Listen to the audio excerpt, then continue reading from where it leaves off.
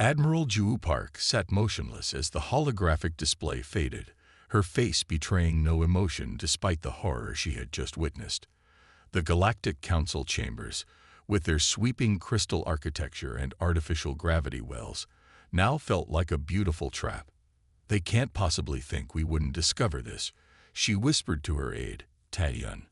"They've successfully hidden their true intentions from 17 other species before us." Taehyun replied, his voice tight. "The Council believes humans are too naive to suspect anything until it's too late." The encrypted files had been passed to them by Counselor Drev, one of the few voices of conscience among the senior council members. The data was irrefutable. Detailed plans to strip mine Earth of its resources while relocating humans to barren systems on the outer rim. The betrayal was absolute. Juwoo's comm unit pulsed. "Admiral, Council ships have changed course. They're heading toward Earth at maximum speed." "Then we have less time than I thought," she said, rising from her seat. "Alert the Defense Ministry. Tell them it's time to activate the Guardians." The walk back to their diplomatic shuttle felt like the longest journey of Juwoo's life. Every alien face they passed now seemed suspicious, every pleasant greeting possibly hiding deadly intent. She maintained her composed expression, a skill honed through years of military discipline and diplomatic service. Taehyun matched her pace, his hands clasped behind his back to hide their trembling. Once inside the shuttle, Juwoo activated the security protocols. Blue light washed over the interior as scanning systems checked for listening devices. Only when the all-clear signal flashed did she allow herself to slump into her seat. "How long have they been planning this?" she asked, though she already knew the answer from the files. 3 Earth years, Taehyun replied, pulling up additional data on his tablet. "Since our second formal meeting with the Council, they've been assessing our resources, our defenses, and our trust levels. They found us. Optimal. Optimal." The word made her sick. Earth had been so proud to join the galactic community. Humans had celebrated first contact as the beginning of a new era of peace and advancement. Instead, they were just the next target in a long line of betrayals. The shuttle lifted off, clearing Galactic Council airspace with standard departure protocols. Juwoo stared at the massive Council station through the viewport, its gleaming spires and docking rings representing the pinnacle of cooperative achievement among starfaring races, or so they had believed. "Prepare a full data package," she ordered. "I want everything ready to present the moment we reach Earth, and contact our agents embedded with the other Council races. Find out who knew about this and who might still be potential allies." Taehyun nodded, his fingers already flying across his workstation. "The Arvani might stand with us. They've always seemed uncomfortable with Council policies." "And the Tellarites," Juwoo added. "Their representative warned me months ago to be cautious. I thought she was just being paranoid." The shuttle jumped to faster than light travel, the stars stretching into lines outside the viewport. Normally, Juwoo found the sight peaceful. Today, it only reminded her how far they were from home, and how quickly danger was approaching. During the journey, they studied the stolen files more carefully. The Council's plan was meticulous. First, they would establish multiple bases throughout the solar system under the guise of cultural exchange. Then would come resource assessment teams with permission to conduct harmless surveys. Finally, when everything was in position, a massive fleet would arrive to escort humans to new worlds, while specialized ships began the systematic dismantling of Earth's resources. "They'd done this before," Taehyun said, scrolling through historical records buried deep in the files. "The Centauri system, the Regellians, even the Proxima colonies, all gone now, their populations scattered, their homeworlds stripped bare." Juwoo's jaw tightened, and no one stopped them. No one could. By the time any species realized what was happening, the Council had already disabled their defenses and positioned overwhelming forces. The few who resisted were made examples of.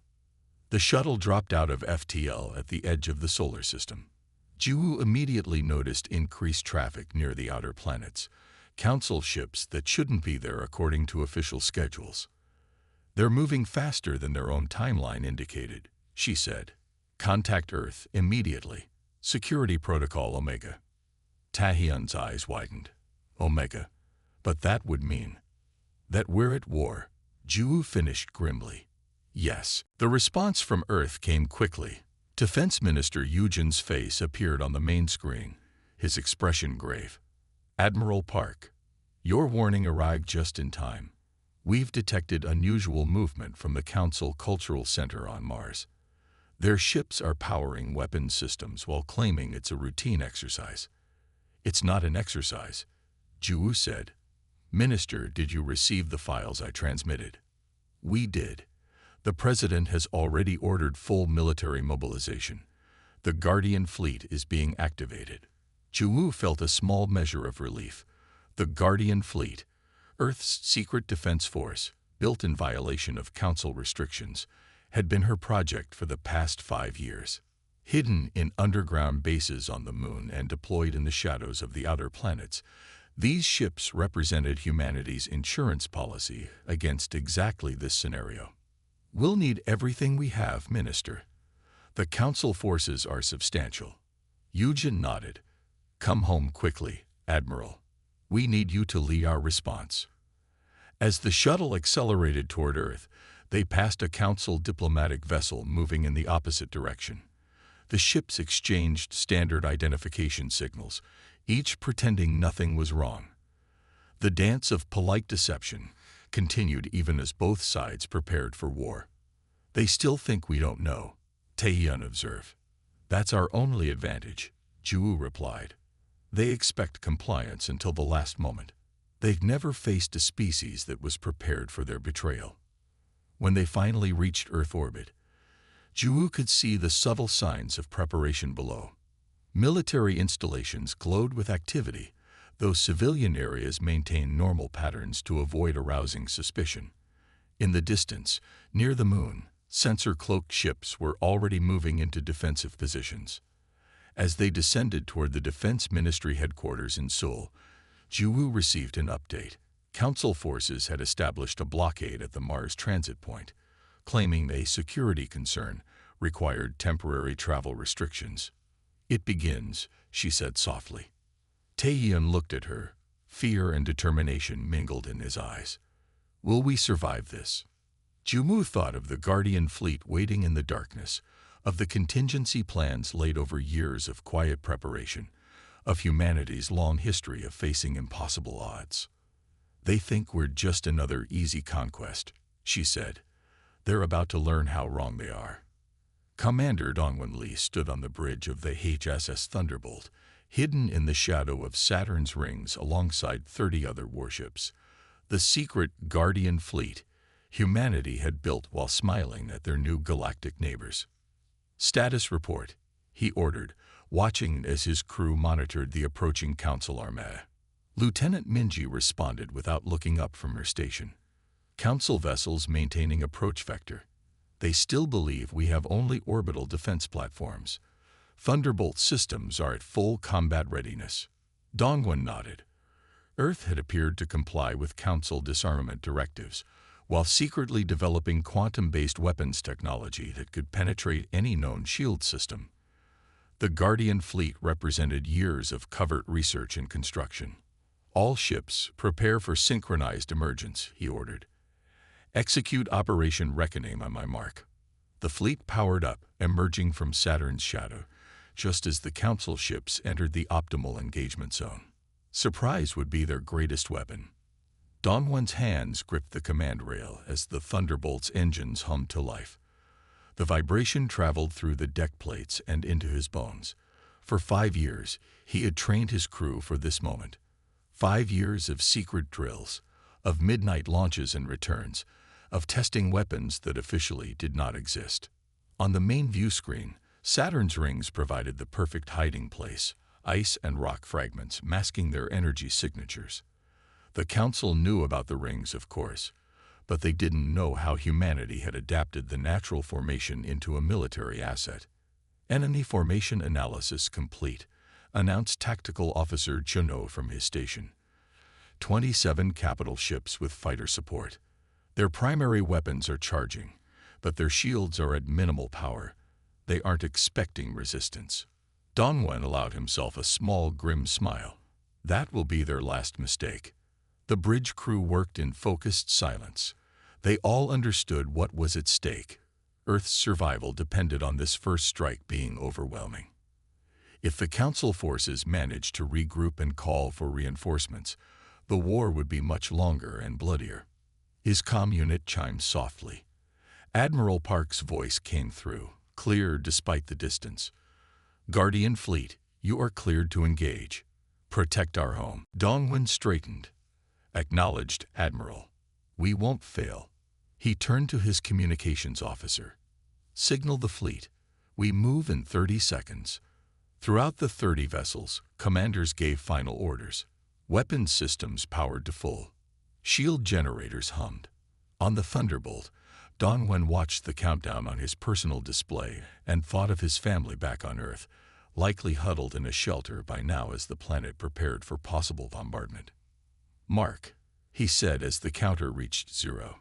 As one, the Guardian Fleet disengaged their stealth systems and emerged from Saturn's shadow.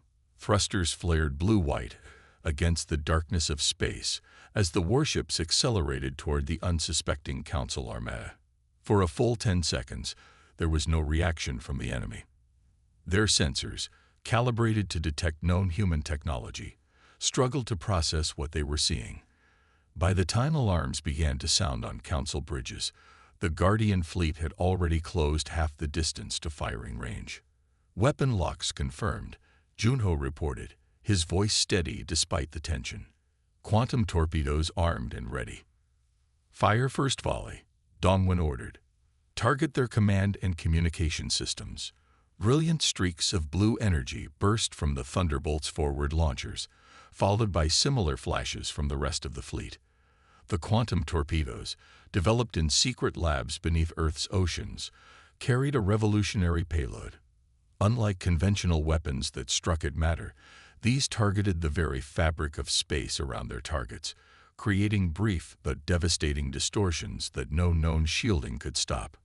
On the Council flagship, Admiral Krex watched in disbelief as the first torpedoes passed through his vessel's shields as if they weren't there. "Impossible," he roared as systems began to fail around him. "How did they?" His words were cut short as his ship's main power grid collapsed under the quantum assault. Back on the Thunderbolt, Minji reported direct hits across the enemy fleet. "Their command ship is disabled. We're detecting power fluctuations and shield failures on multiple vessels." Dongwen nodded. "Second wave. Launch when ready. Target their weapons systems." The Guardian Fleet moved with practiced precision, spreading out to envelop the disorganized Council forces. For most of Dongwen's crew, this was their first real combat experience, but years of intensive simulation training had prepared them well. Each officer executed their role with calm efficiency. "Enemy vessels attempting to regroup," Junho reported. "They're trying to form a defensive perimeter." "Not today," Dongwen replied. "Execute pattern Sigma 3. The human fleet split into 3 attack groups, approaching from different vectors to prevent the Council ships from establishing a unified defense. The Thunderbolt led the central thrust, driving straight toward what remained of the enemy command structure. On the Council support cruiser Dominant, Captain Lezor frantically tried to coordinate a response. "What are these weapons? Nothing in our database matches these energy signatures." His weapons officer shouted over the alarms. "Their technology is beyond our intelligence reports. These can't be human ships." But they were. Each vessel in the Guardian Fleet represented humanity's response to years of subtle oppression and condescension from the Galactic Council. While smiling and nodding at Council restrictions, Earth's best scientists had worked in secret, combining human ingenuity with carefully gathered alien technology fragments. The second wave of quantum torpedoes struck home. Council ships lost weapons, engines, and life support systems in rapid succession. Some captains, realizing the hopelessness of their position, powered down their remaining weapons in surrender. Others fought desperately, launching fighters and firing conventional weapons that the human vessels easily evaded. "We've broken their formation," Minji announced. 15 enemy vessels disabled, 5 attempting to retreat, 7 still combat-capable but scattered. Dongwon kept his focus on the tactical display. Maintain pressure on the combat-capable ships. Signal the Retribution and Defiance to cut off retreat vectors. As the battle continued, communication channels suddenly lit up with unexpected transmissions. Several Council ships were broadcasting on open frequencies. "We surrender. We were not informed of the Council's true intentions toward Earth. We seek asylum." Dongwon hesitated, then made a decision that would later be recognized as one of the turning points of the war. "Verify those signals. Any ship that powers down completely will not be fired upon. Send medical and engineering teams to assist their wounded once security teams have cleared them." Within an hour, what had begun as a surprise attack had transformed into something more complex. The remnants of the Council fleet floated powerless among the Guardian vessels. Some crews were being taken into custody, while others, those from species known to have objected to Council policies, were being treated as potential allies. As the immediate threats subsided, Dongwon allowed himself to breathe more easily. He looked around at his crew, seeing the mixture of relief, pride, and lingering tension on their faces. "Signal Earth," he ordered. "Inform Admiral Park that Saturn sector is secure. The Guardian fleet stands ready for further orders." As the message was sent, he gazed at the view screen where Council ships now drifted alongside human vessels. Today they had won their first battle, but Dongwon knew this was just the beginning. The full might of the Galactic Council would soon respond to this defiance. He straightened his uniform and spoke to the entire bridge crew. "Well done, everyone. Remember this moment. Today we proved that humanity will not be the 18th species to fall victim to the Council's treachery." In the silence that followed, they all understood what remained unspoken. The real war was just beginning. The Council commander's face contorted with shock as human warships materialized on their sensors. "Impossible.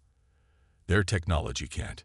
His words died as the first volley of quantum torpedoes tore through his vessel's shields as if they weren't there.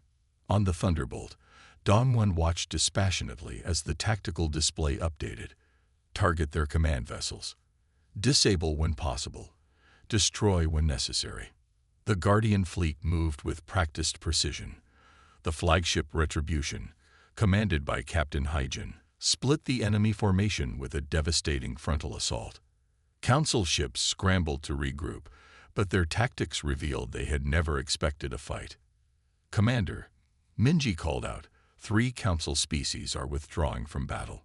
They're broadcasting on open channels that they refuse to participate in an unjust war." Dongwon allowed himself a small smile. "Send the diplomatic package to those vessels. Let's see if we can turn former enemies into allies." By the time the battle ended, the solar system belonged to humanity again, but everyone knew this was just the beginning.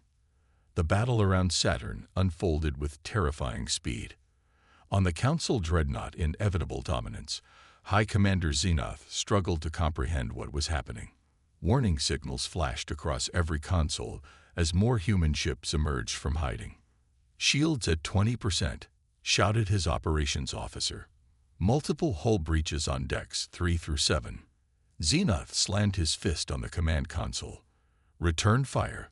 All batteries. Where are our fighter squadrons?" But the chaos of the surprise attack had disrupted their carefully planned formations. The human vessels moved with unexpected speed and coordination, striking critical systems with shocking accuracy. It was as if they knew exactly where to hit. Across the battlefield, Captain Hyjin stood tall on the bridge of the Retribution.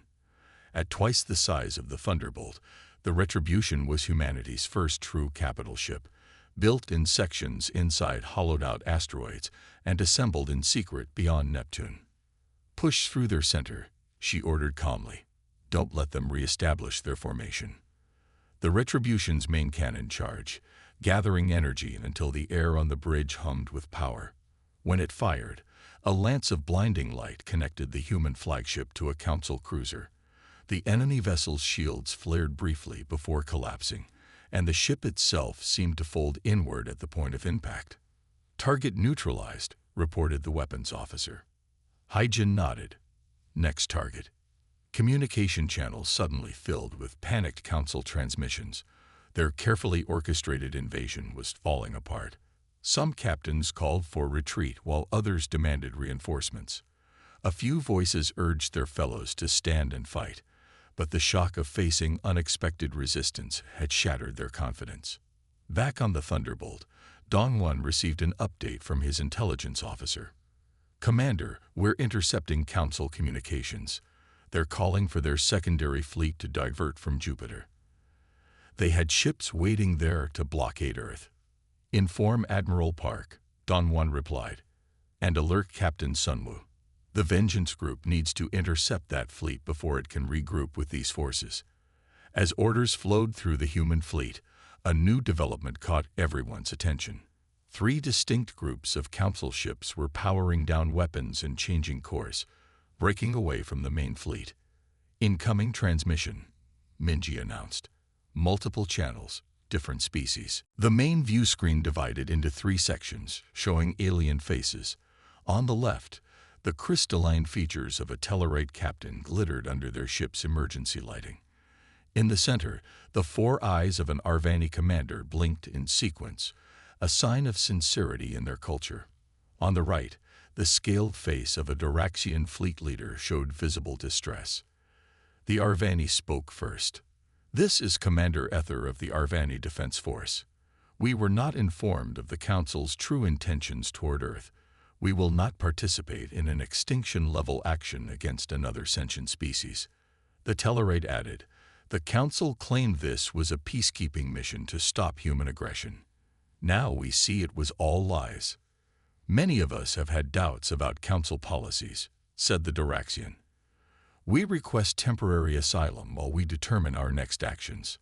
Dongwon exchanged glances with his first officer before responding. "Your request is acknowledged. Power down your weapons and shields completely and maintain your current positions. We will transmit coordinates for a safe holding area." As the alien ships complied, Dongwon gave a new order. "Send them the evidence package. Let them see exactly what their leadership was planning." The battle continued around them as the diplomatic package, containing the damning files Admiral Park had brought from the Council chambers, was transmitted to the defecting ships. More explosions lit the darkness of space as human quantum weapons found their marks. Council fighters, finally deployed, discovered too late that Earth's fleet carried advanced point defense systems that tracked and destroyed them with ruthless efficiency. On the inevitable dominance, High Commander Zenith watched his tactical display with growing horror, as more ships broke formation to surrender or retreat. "The humans knew we were coming," he whispered, the terrible realization dawning on him. This was a trap. His second-in-command, loyal to the end, asked, "Your orders, sir?" Zenith stared at the display for a long moment. His ship, once the pride of the Council fleet, was now operating on emergency power. Half his weapons were offline. 3 of his engines had failed. And the human vessels were closing in from all sides. "Open a channel to their command ship," he finally said. Minutes later, on the Thunderbolt, Dongwon faced the image of his counterpart. The alien commander looked defeated, his proud posture now slumped. "I offer conditional surrender," Zenith said without preamble. "Spare my crew, and I will order all remaining Council forces in this system to stand down." Dongwon's expression remained neutral. "Your surrender is accepted, Commander. Power down all systems except life support and prepare to be boarded." As the transmission ended, cheers erupted around the Thunderbolt's bridge. Dongwon allowed it for a moment before raising his hand for silence. "This battle is won, but the war is just beginning," he reminded them. "The main Council fleet will respond once they learn what's happened here." The hours that followed were filled with careful work. Human security teams boarded surrendered Council vessels. Medical units treated wounded from both sides. Intelligence officers collected data from enemy computers, and throughout the fleet, damage reports and casualty lists were compiled. By the time Admiral Park's shuttle arrived from Earth to survey the aftermath, the situation had stabilized. The remaining Council loyalists were contained, and the defecting aliens were providing valuable intelligence about Council strengths and weaknesses. In the Thunderbolt's conference room, Dongwon, Haijin, and the other human commanders gathered to brief the Admiral. 47 Council ships disabled or destroyed, Dongwon reported. 17 surrendered intact. 11 defected to our side. Our losses stand at 3 ships destroyed and 5 with significant damage. Admiral Park nodded gravely. And the casualties? 212 confirmed dead, 400 injured. Haijin answered, her voice solemn. Each loss hurts, but it could have been much worse. Much worse indeed, agreed the Admiral. If they had reached Earth with their full force. She let the thought hang unfinished. A tactical officer entered with a data tablet and whispered something to Dongwon, whose expression darkened. Admiral, we've just received word from our long-range sensors. The larger Council fleet has altered course and is heading toward our system. Estimated arrival time: 3 days. Admiral Park absorbed this news silently before turning to face the window, where the captured Council flagship drifted alongside human vessels. Then we have 3 days to prepare, she said at last. 3 days to integrate our new allies, repair our ships, and plan our next move. She turned back to face the assembled commanders. Today, we've shown that humanity will not go quietly. Now we need to show that we can win this war. As the meeting continued, outside the viewport, Earth shone like a blue jewel against the blackness of space, still safe for now. The solar system belonged to humanity again, but the real test was still to come. The War Council assembled aboard the Retribution included both military leaders and representatives from 7 former Council races who had joined humanity's cause. Admiral Juwu pointed to the holographic display showing key Council facilities. These are their primary weapons facilities and command centers. If we strike simultaneously, we can cripple their ability to wage war. Dongwon studied the tactical overlay. The Alpha Centauri station is heavily defended. That's where I'll take the Thunderbolt. And I'll leave the diplomatic mission to the Arcturus Collective, added Haeyun, Earth's chief negotiator. They've been fence-sitting, but I believe they'll join us if they see we can actually win. The counteroffensive launched 3 days later. Human ships, now integrated with Allied vessels, struck deep into what had been secure Council territory. The Council leadership, panicking at the unexpected resistance, began to fracture as accusations of incompetence flew. At Alpha Centauri, the Thunderbolt led a fierce battle that became the turning point of the war. When Council forces finally surrendered, thousands of enslaved beings from dozens of species were freed from mining operations. Why do they fear us so much? Minji asked as she surveyed the liberation. Because we adapt, Dongwon answered simply, and nothing terrifies tyrants more than those who refuse to remain victims. The space around the Retribution hummed with activity as shuttles carried diplomats and military leaders between ships. In the main conference room, the air felt thick with tension and hope. Beings who had been enemies just days ago now sat side by side, united by their opposition to the Council's treachery. Admiral Juwu traced her finger along the glowing holographic map that floated above the table. The Council never expected to fight a war on multiple fronts. Their military doctrine is based on overwhelming individual species one at a time. We can use that weakness against them. Ethor, the Arvani commander, nodded in agreement. His crystalline skin caught the light as he moved. For centuries, they kept us isolated from each other. Many species didn't even know others had been victims of similar treatment until now. The Tellerate representative clicked her mouthparts in what humans had learned was a sign of determination. Our shipyards at the Proxima colony were converted to build Council warships after our main fleet was destroyed. We can provide access codes to disable their security systems. As the planning continued, Dongwon focused on his assigned target. The Alpha Centauri station was one of the Council's oldest military installations, a massive structure built into an asteroid at the edge of the system. Intelligence suggested it served as both a fortress and a prison, holding beings from conquered worlds who had resisted Council rule. The station's outer defenses include automated weapon platforms and minefields, he noted, but there's a maintenance approach that might allow a small strike force to penetrate their perimeter. Admiral Juwu considered this a risky approach, Commander. Risk is all we have now, he replied. Conventional tactics won't work against their numbers. The room fell silent for a moment before Heiyun, the chief negotiator, spoke up. She had been quietly observing until now, her diplomatic training evident in her composed demeanor. The military strikes are only half the equation, she reminded them. While you attack their installations, I need to convince the Arcturus Collective to join our cause. They command significant resources and have maintained neutrality for centuries. The Diraxian leader, whose scaled face showed scars from previous conflicts, looked skeptical. The collective has always prioritized commerce over justice. Why would they risk the Council's wrath now? Heiyun smiled. Because for the first time, someone is successfully fighting back. Fear and profit have kept them neutral.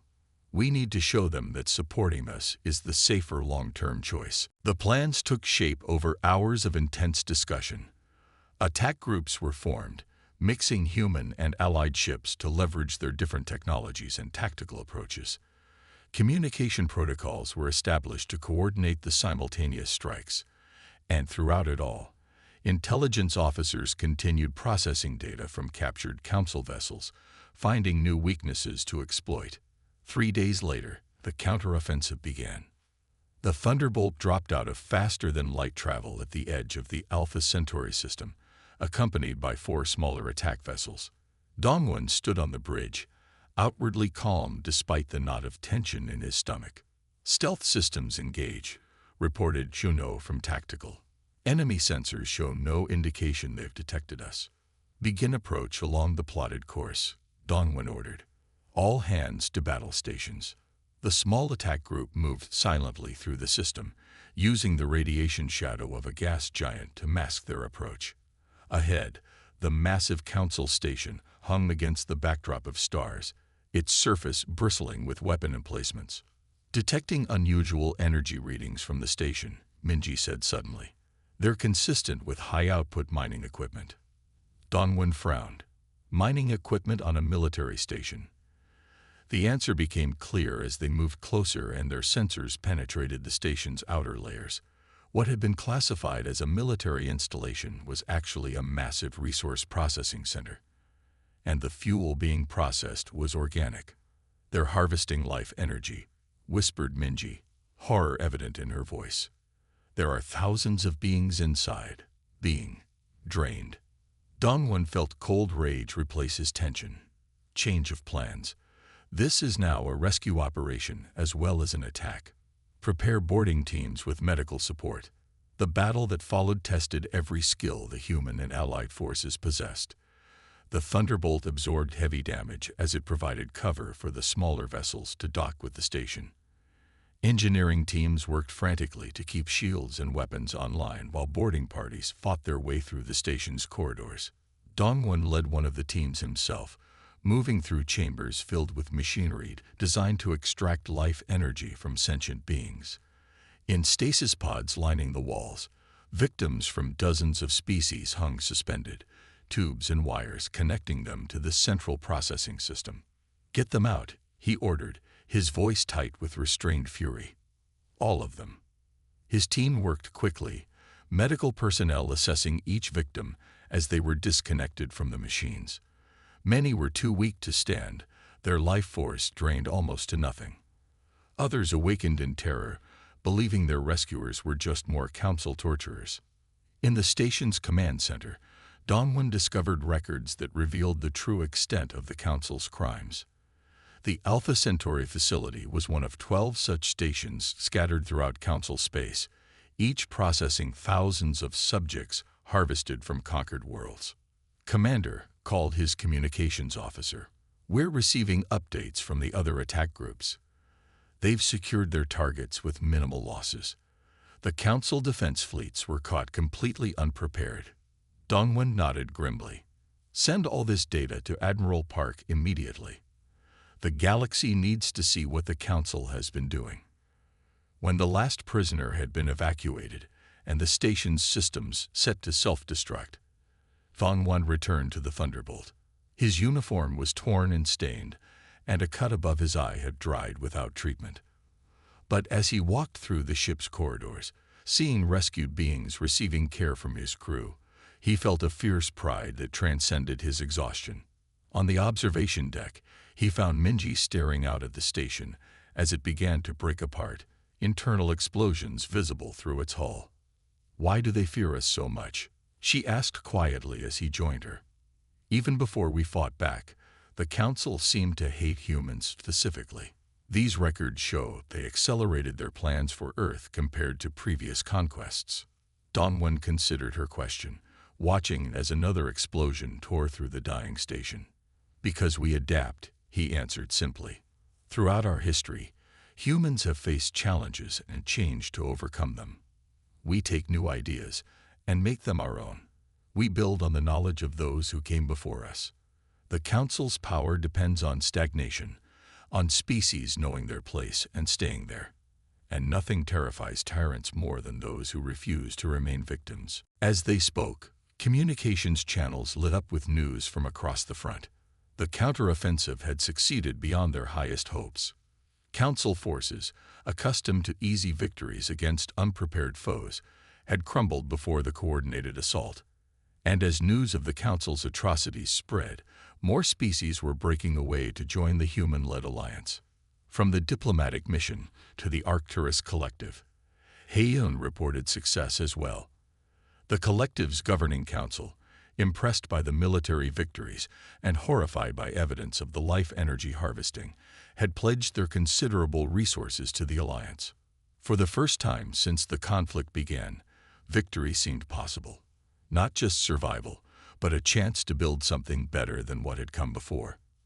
As the Thunderbolt prepared to return to the rendezvous point, Dongwon took one last look at the remains of the station, now just scattered debris in space. Among the fragments floated the broken emblem of the Galactic Council, once a symbol of unity and peace, now revealed as a mask for tyranny. "Set course for home," he ordered. "We have wounded to tend to and plans to make." The final battle came at Centralis, the Council homeworld. The combined fleet of humanity and allied species faced the remaining Council forces across the planet's orbit. "They're deploying Nova charges," warned Lieutenant Junseo. "Those are forbidden weapons under their own laws. So much for their supposed moral superiority," Dongwon replied. "Evasive pattern delta. Target the deployment vessels." The battle raged for hours.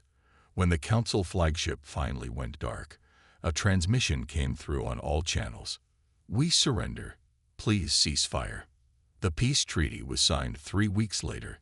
The Council was dissolved, replaced by the Galactic Concordat, where all species held equal standing.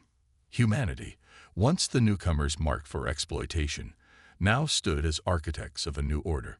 On the observation deck of the Thunderbolt, Admiral Juwu and Commander Dongwon watched as ships from 24 species moved peacefully through the space around Earth. "They'll still fear us," Dongwon said quietly. "Yes," Juwu agreed, "but they'll respect us too. And perhaps that's enough to build something better than what came before." She turned to look at the stars, countless points of light representing worlds now linked in a fragile new beginning. "We came close to becoming monsters to defeat monsters," she said. "Our challenge now is to remember why we fought in the first place." Dongwon nodded. "Not for vengeance. For justice. And for home," Juwu added, as Earth turned blue and beautiful below them. The sky above Centralis burned. 1,000 ships engaged in deadly combat, energy weapons cutting bright lines through the darkness of space. The Council homeworld, with its gleaming towers and artificial continents, had never faced war on its own doorstep. For centuries, conflict had been something that happened far away to other species. Until today. On the bridge of the Thunderbolt, Commander Dongwon directed his ship through the chaos with practiced skill. The vessel had been repaired and upgraded since the battle at Alpha Centauri, its hull now bearing the scars of a dozen engagements. "Enemy formation breaking on the eastern quadrant," reported Minji, her voice steadied despite the explosions that rocked the ship. "The Arvani fleet is pushing through." Dongwen nodded, eyes fixed on the tactical display. "Tell Captain Haijin to move the Retribution to support them. We can't let the Council forces regroup." The battle plan had been months in the making. After the successful counteroffensive, the alliance had grown stronger. Species that had suffered under Council rule for generations now fought alongside humans to end the tyranny once and for all. Their combined fleet represented the largest force ever assembled outside Council control. A sudden alarm blared through the bridge. Lieutenant Jumseo's eyes widened as he read the sensor data. "Commander, they're deploying Nova charges, multiple launches detected from their defensive platforms." Nova charges, weapons designed to create miniature solar flares that could engulf entire fleets. Their use had been banned by the Council's own laws as too indiscriminate, too destructive. "So much for their supposed moral superiority," Dongwen said grimly.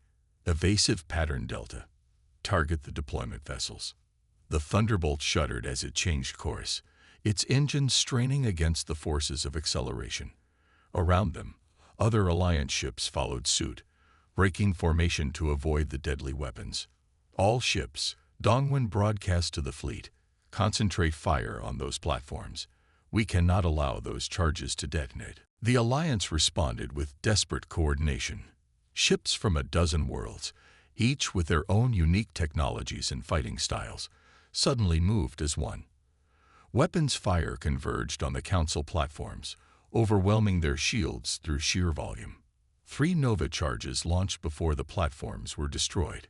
2 were intercepted by Alliance point defense systems.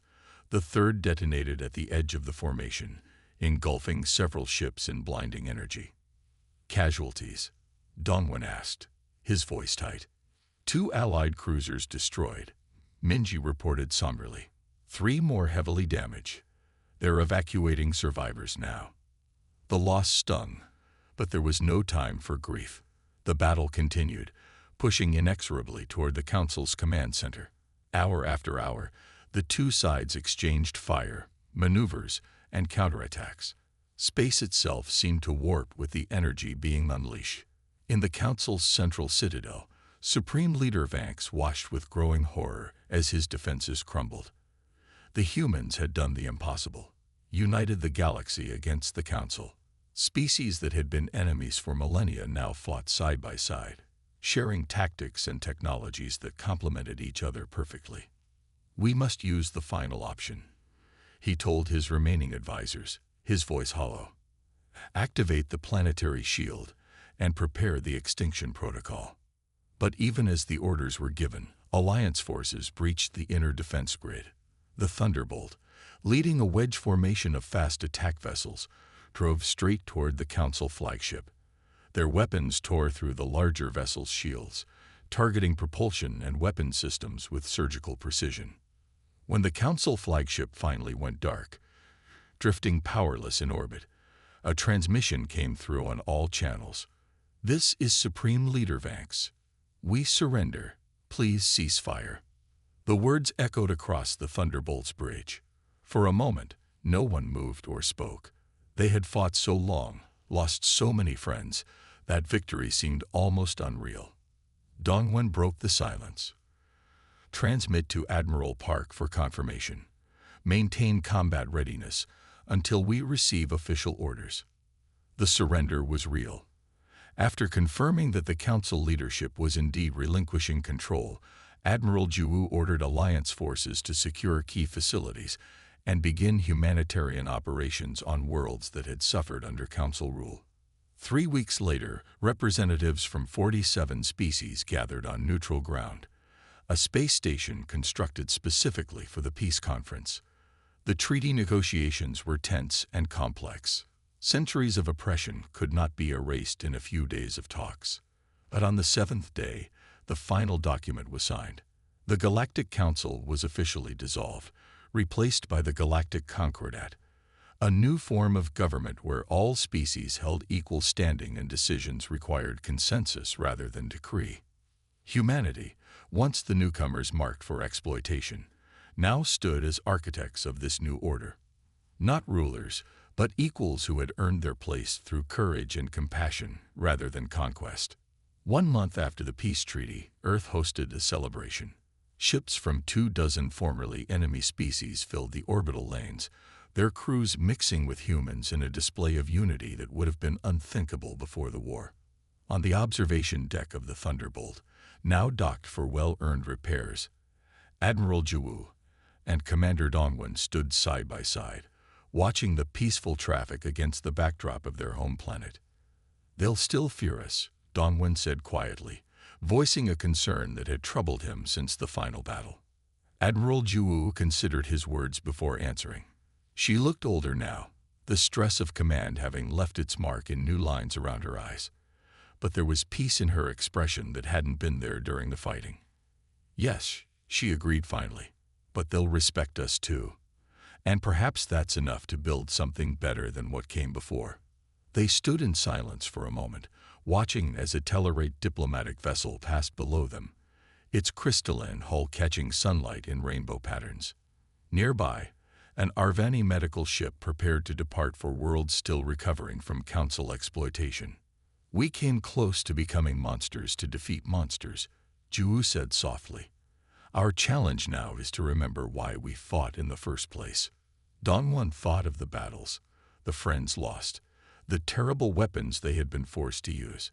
He thought too of the prisoners they had freed and the worlds they had liberated. "Not for vengeance," he said with quiet conviction. "For justice. And for home," Jiwoo added, as Earth turned blue and beautiful below them. Beyond the viewport, the stars stretched to infinity. Not threats now, but possibilities. Not conquests, but connections. The galaxy was entering a new era, and humanity would help shape it. Not as conquerors or victims, but as equals among the stars. The end.